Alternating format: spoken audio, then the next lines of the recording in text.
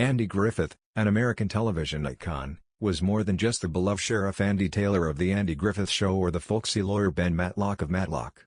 His life, filled with both immense success and profound personal struggles, tells a story of a man whose public persona often masked the complexities of his private world. Griffith's journey from a small-town boy in North Carolina to a national treasure is a compelling tale of triumph, resilience, and ultimately, poignant sadness. Born on June 1, 1926, in the small town of Mount Airy, North Carolina, Andy Samuel Griffith grew up in a time when the country was grappling with the economic hardships of the Great Depression.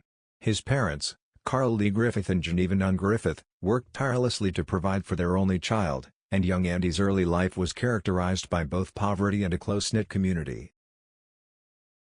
Mount Airy, with its rolling hills and simple way of life, would later inspire the fictional town of Mayberry, the idyllic setting of The Andy Griffith Show.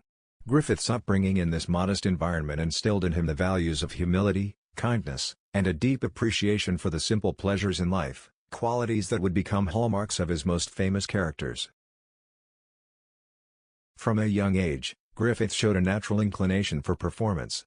Whether it was singing in the church choir or acting in school plays, he possessed an innate ability to captivate an audience.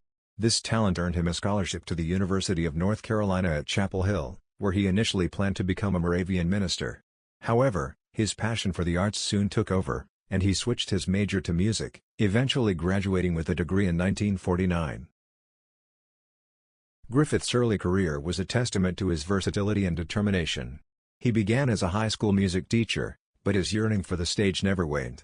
In 1953, his big break came in an unexpected form. A comedic monologue titled What It Was Football, which humorously depicted a country preacher's first encounter with the sport. The record became a nationwide sensation, selling over 800,000 copies and catapulting Griffith into the limelight. This success led to opportunities in television and on Broadway, where Griffith starred in the play No Time for Sergeants. His portrayal of the naive and lovable Will Stockdale garnered rave reviews and established him as a comedic force to be reckoned with. The play was later adapted into a feature film, further solidifying Griffith's status as a rising star. But it was in 1960, with the debut of The Andy Griffith Show, that Griffith found his true calling. As the show's central character, Sheriff Andy Taylor, Griffith brought to life a figure who was wise, patient, and endlessly kind, a father figure not just to his son Opie, played by Ron Howard, but to an entire nation. The Andy Griffith Show was more than just a television series, it was a cultural phenomenon that resonated deeply with audiences across the United States. Set in the fictional town of Mayberry, North Carolina, the show depicted a simpler time and place, where problems were small and easily resolved, and where the bonds of community and family were unbreakable. Griffith's portrayal of Sheriff Taylor was rooted in his own experiences growing up in Mount Airy. The character's wisdom, humor, and moral integrity mirrored the values Griffith had absorbed during his formative years. As Sheriff Taylor, Griffith was not just enforcing the law, he was teaching lessons about life, love, and human decency. Each episode was a parable, gently guiding viewers toward a deeper understanding of what it meant to live a good and honorable life. The show's success was unprecedented. It ran for 8 seasons, from 1960 to 1968, consistently ranking among the top television programs in the country. It also launched the careers of several other actors, including Don Knotts, who played the bumbling but lovable Deputy Barney Fife, and Ron Howard, who would later become a celebrated director. Despite its immense popularity, Griffith made the bold decision to leave The Andy Griffith Show at the height of its success. He had grown weary of the routine and was eager to explore new challenges. The decision was a risky one, but it spoke to Griffith's desire to continually evolve as an artist. Leaving Mayberry behind, however, was not easy. Griffith found it challenging to break away from the character of Sheriff Taylor, and his subsequent projects struggled to capture the same magic. The 1970s were a period of professional uncertainty for Griffith, as he navigated the difficult transition from sitcom star to a more serious actor. Griffith appeared in several films during this time, including A Face in the Crowd, a dramatic role that showcased his range and hinted at the darker aspects of his talent. Despite critical acclaim, the film did not achieve commercial success, and Griffith continued to be typecast in roles that echoed his Mayberry persona. It wasn't until 1986, when Griffith took on the role of Ben Matlock in the legal drama Matlock, that he experienced a career resurgence. The show, which ran for 9 seasons, featured Griffith as a shrewd, folksy defense attorney with a knack for solving complex cases. Like Sheriff Taylor, Matlock was a character defined by his moral compass and his ability to see the best in people.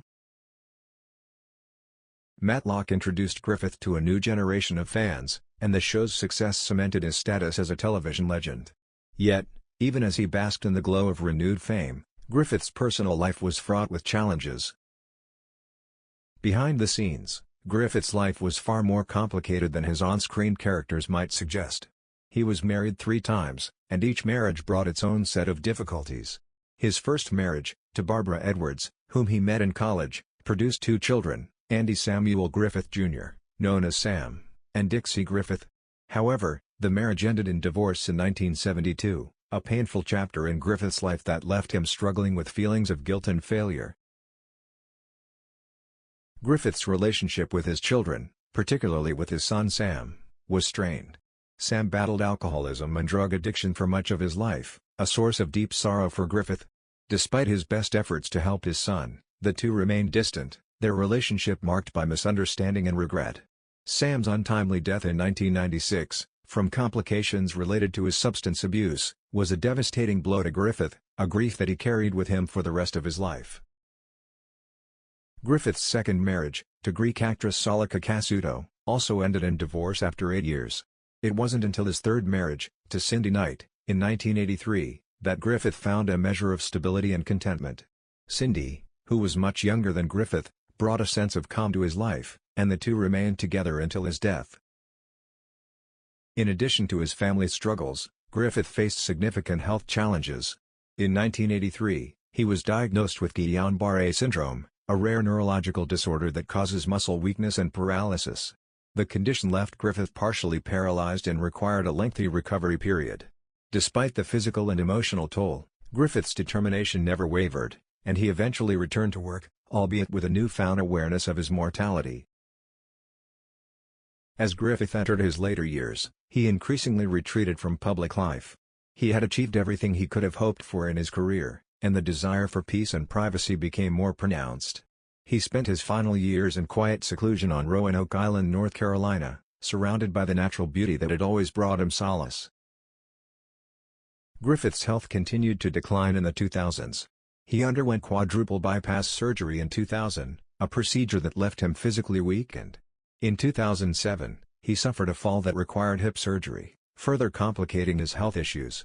Despite these setbacks, Griffith remained stoic, maintaining a strong connection to his roots and a deep appreciation for the simple pleasures in life. On July 3, 2012, Andy Griffith passed away at the age of 86, following a heart attack. In keeping with his wishes, he was buried just a few hours after his death in a small, private ceremony. His passing was a quiet, unassuming end to a life that had touched millions, a fitting conclusion for a man who had always valued humility and grace.